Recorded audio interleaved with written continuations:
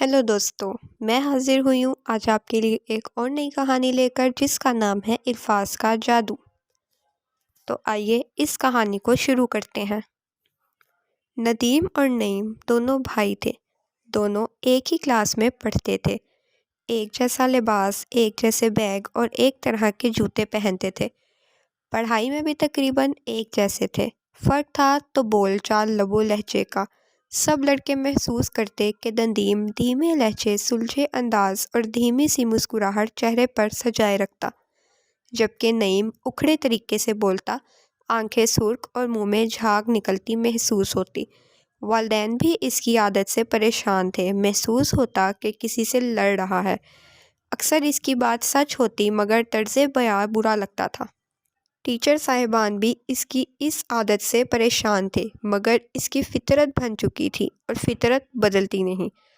एक बार शेखुपुरा जा रहे थे कि गाड़ी में मंजन, दांत साफ करने वाला पाउडर बेचने वाला आ गया। इसने अपने मंजन की तारीफ़ें शुरू कर दी। सब मुसाफिर सुनते रहे मगर ये बाज ना रह सका और कहने लगा, पहले अपने मैले कुचले दान देखो, उन्हें साफ करो, फिर किसी को बेचना। वो बेचारा कहने लगा, बाऊजी रोज़ी कमाने दो, आपकी मेहरबानी होगी। मगर ये कब बाज आने वाला था। बोला, पहले तोलो फिर बोलो, तुम्हारे दांत पीले हैं और तुम मंजन की तारीफ़ें कर रहे हो, तुम्हें पहले खुद। सभी उसकी तरफ देखने लगे। बात तो ठीक थी मगर तर्ज़े बयां अच्छा ना था। वो बेचारा अगले स्टॉप पर उतर गया। अक्सर मुसाफिर हंसने लगे। यही बात आराम से भी की जा सकती थी, शायद वो अमल कर लेता। एक दिन क्लास में धीमे अंदाज में तर्ज़े गुफ्तगू मौजू बहस था। एक स्टूडेंट ने टीचर की तवज्जो नईम की तरफ दिलाई। टीचर ने उसे समझाने के लिए एक वाक़या सुनाया कि बात करते हुए अल्फाज का चुनाव और शीरी लहजा कितना ज़रूरी है। किसी बादशाह ने दूसरे बादशाह के मुल्क पर हमला कर दिया। बादशाह ने हुक्म दिया, हम जंग पर जा रहे हैं मगर दस्ते शनास को बुलाया जाए कि ऐसी कौन सी तदबीर होगी कि हम फातिहा रहें। जब शाही दस्त शनास को बादशाह का हुक्म सुनाया गया तो इसने बताया कि वो काफ़ी दिनों से बीमार है, बादशाह के दरबार में हाजिर नहीं हो सकता। मगर बादशाह का हुक्म भी टाला नहीं जा सकता था। इसने एक होनहार शागिर्द को ये कहकर बादशाह की तरफ रवाना किया कि ये मेरी तरह का दस्ते शनास है, मेरी और इसकी बातों में कुछ फ़र्क ना होगा। जब शागिर्द बादशाह के दरबार में हाजिर हुआ तो बादशाह ने इसके आने की वजह पूछी। जब इसे बताया गया कि शाही दस्त शनास बीमार है और इसने अपने शागिर्द को भेजा है, बादशाह ने कहा, फ़ौरन मेरा हाथ देखो और बताओ कि जंग का क्या होगा। शागिर्द ने बादशाह का हाथ देखा और बताना शुरू कर दिया, आपको और आपकी फ़ौज को बुरी तरह शिकस्त होगी।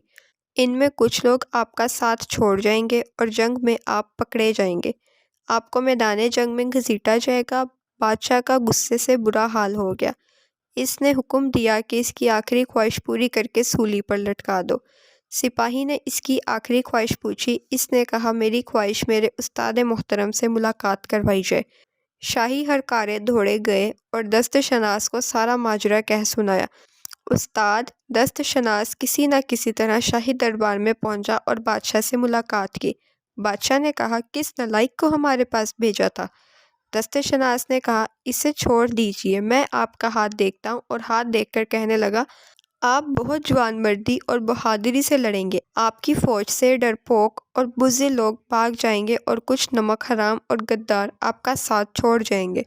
बुज़दिल दुश्मन को आपका सामना करने की जुर्रत ना होगी और आपके पीछे से वार करेगा, जिसमें आपकी जान जाने का भी खतरा है। आप बहादुरी और जवान मर्दी से दुश्मन का मुकाबला करेंगे, आखिरी दम तक मुकाबला करेंगे और रहती दुनिया तक आपका नाम बहादुर लोगों में से होगा। और मरने के बाद तो किसी के साथ भी कुछ भी हो सकता है, इसलिए वो बुज़दिल दुश्मन अपने इंतकाम की खातिर आपकी लाश को घोड़ों के पीछे बांधकर आपकी लाश की बेहुरमती करेंगे। बादशाह पामसिट के तारीफाना जुमलों से बहुत खुश हुआ। शाही दस्त शनास को माला माल करने का हुक्म दिया।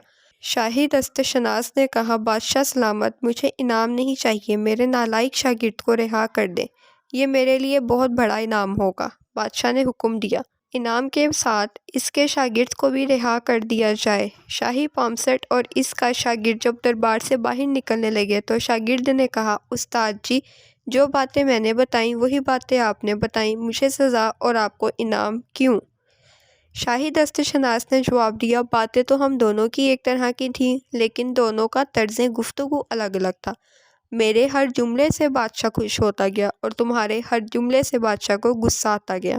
اس لیے سیانے کہتے ہیں میٹھے بول میں جادو ہے۔ بات نعیم اور ندیم کی بھی ایک جیسی ہو، مگر طرز خطابت میں زمین و آسمان کا فرق ہے۔ ندیم کا لہجہ دھیما اور سلجھا ہوا اور نعیم کا انداز غلیظاً ہوتا تھا۔ اب نعیم شرمندہ ہو رہا تھا۔ ٹیچر کی بات ٹھیک تھی، اس نے دل میں ارادہ کر لیا کہ وہ بھی اپنی گفتگو میں نرمی اور لہجہ درست رکھے گا۔ پیارے ساتھیو، اسی لیے کہتے ہیں کہ میٹھے بول میں جادو ہے۔ ہماری آج کی کہانی ختم ہوئی۔ ہم حاضر ہوں گے ایک نئی کہانی لے کر۔ تب تک کے لیے اس چینل کو سبسکرائب کریں، ویڈیو کو لائک کریں، کمنٹ کریں، شیئر کریں۔ Thank you.